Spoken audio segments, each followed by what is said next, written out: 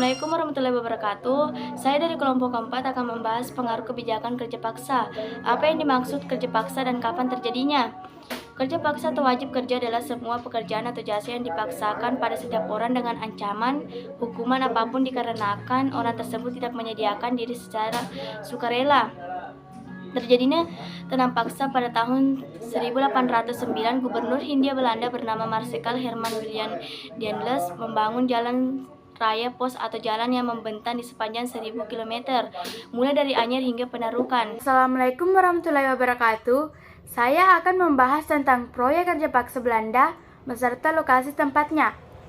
Berikut ini adalah 3 contoh kasus proyek kerja paksa Belanda yang dilakukan di berbagai daerah. Yang pertama adalah pembangunan jalan tol hingga 1000 km yang bertempat di Anyer hingga Penarukan. Bentuk kerja paksanya adalah kerja tanpa gaji yang layak. Yang kedua adalah tanam paksa yang bertempat di sebagian besar wilayah Jawa.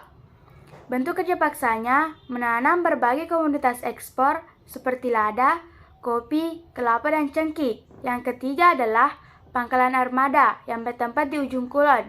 Bentuk kerja paksanya pembangunan pangkalan armada laut di ujung kulon.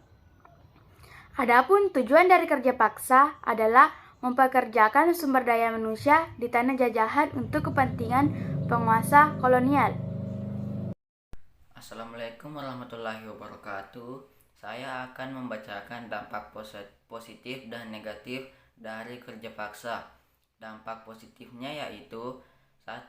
Rakyat Indonesia mengenal teknik menanam jenis-jenis tanaman baru. 2. Rakyat Indonesia mulai mengenal tanaman dagang yang berorientasi ekspor.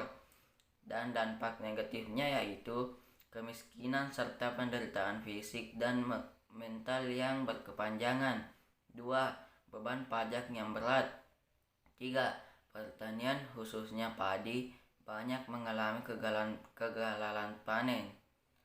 4. Kelaparan dan kematian terjadi di banyak tempat seperti di Cirebon tahun 1843 sebagai akibat dari pemungutan pajak tambahan dalam bentuk beras di Dema.